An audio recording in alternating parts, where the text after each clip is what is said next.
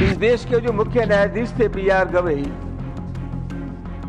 उच्चतम न्यायालय परिसर में उनको अपमानित किया गया, उनके ऊपर जूता फेंका गया। दिल्ली की पुलिस आपके अधीन है, क्या आपको स्वतः संज्ञान लेकर के उस अधिवक्ता के खिलाफ कठोर कार्रवाई नहीं करनी चाहिए थी? आपने कोई कार्रवाई नहीं की। प्लीज इसका मतलब ये हुआ कि आप टीम हो रहे हैं, ऐसा करते हो आप सदस्य चल दे रहे। सभापति जी, मैं जानना चाहता हूँ सरकार से, मेघवाल जी आपसे तो उम्मीद नहीं थी इस तरह का जवाब आप देते। माननीय सदस्य ने जो विषय उठाया वो कंटेम्प्ट ऑफ कोर्ट से जुड़ा हुआ मसला है। सभापति जी, अक्सर देखने में ये आ रहा है कि सदन में जो सवाल पूछे जाते हैं उनका सटीक उत्तर नहीं मिलता,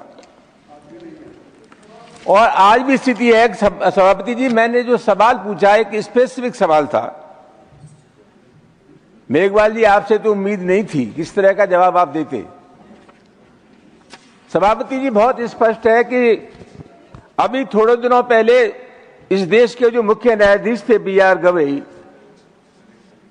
उच्चतम न्यायालय परिसर में उनको अपमानित किया गया, उनके ऊपर जूता फेंका गया।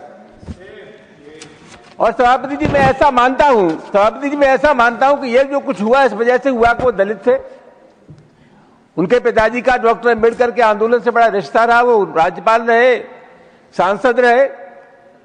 और सभापति महोदय, जो अधिवक्ता थे राकेश किशोर, उन्होंने प्रायश्चित नहीं किया, ये कहा कि इस प्रकार की घटनाएं और होंगी। जो मुख्य न्यायाधीश जी थे उन्होंने उदारता दिखाई, और उदारता दिखाने के बाद कहा कि कोई कार्रवाई नहीं होनी चाहिए। लेकिन मैं सरकार से यह जानना चाहता हूं कि गृह मंत्रालय आपके अधीन है, उत्तर प्रदेश दिल्ली की पुलिस आपके अधीन है, क्या आपको स्वतः संज्ञान लेकर के उस अधिवक्ता के खिलाफ कठोर कार्रवाई नहीं करनी चाहिए थी? आपने कोई कार्रवाई नहीं की। प्लीज इसका मतलब ये हुआ कि आप टीम हो रहे हैं, ऐसा करते हो आप सदस्य चल दे रहे। सभापति जी, मैं जानना चाहता हूं सरकार से कि इतने गंभीर मामले में देश के मुख्य न्यायाधीश का कोर्ट परिसर में अपमान हो रहा है, सरकार ने स्वतः संज्ञान लेकर के उस अधिवक्ता के खिलाफ कठोर कार्रवाई क्यों नहीं की? Honourable minister. आदरणीय सभापति जी, माननीय सदस्य जी ने जो प्रश्न किया है ये बहुत सेंसिटिव विषय है, और जैसे मेरा नाम लेके उन्होंने कहा, मैं भी इनसे अपेक्षा नहीं कर रहा था कि इस विषय पे कोई राजनीति करनी चाहिए। सर, मैं आपके माध्यम से जवाब देना चाह रहा हूं। मैं आपके माध्यम से जवाब देना चाह रहा हूं। हमारे संविधान में हमारे संविधान में आर्टिकल 50, क्यों देश तो संविधान के अनुसार ही चलेगा सर, और हम भी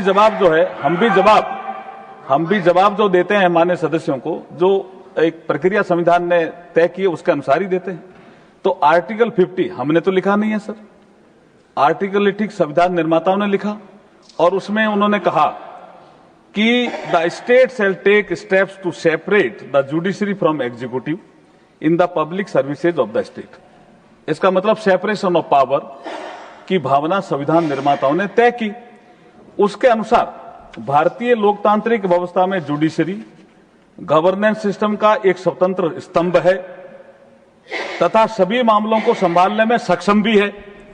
इसी संवैधानिक व्यवस्था में हमारी सरकार जुडिशरी की इंडिपेंडेंस को लेकर पूर्णतः प्रतिबद्ध भी है, और न्यायपालिका के साथ मिलकर यह सुनिश्चित करने का प्रयास करती है कि जजों को अपने जुडिशियल फंक्शन करने के लिए कॉन्डुसिव इन्वायरमेंट मिले, ताकि देश के नागरिकों को तथा न्याय की सर्वसुलभ पहुंच सुनिश्चित हो सके। जो माननीय सदस्य ने जो विषय उठाया वो कंटेम्प्ट ऑफ कोर्ट से जुड़ा हुआ मसला है।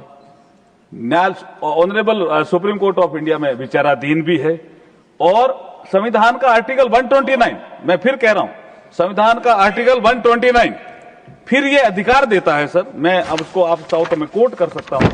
The supreme court shall be a court of record and shall have all the power of such a court including the power of punish the contempt of itself.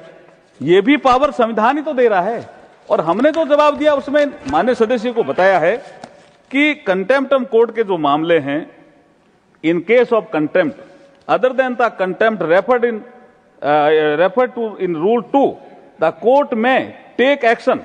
Number 1, suo motu. Number 2, on petition made by Attorney General or Solicitor General, or C, on a petitions made by any person, and in the case of criminal contempt with the consent in writing of the Attorney General or Solicitor General.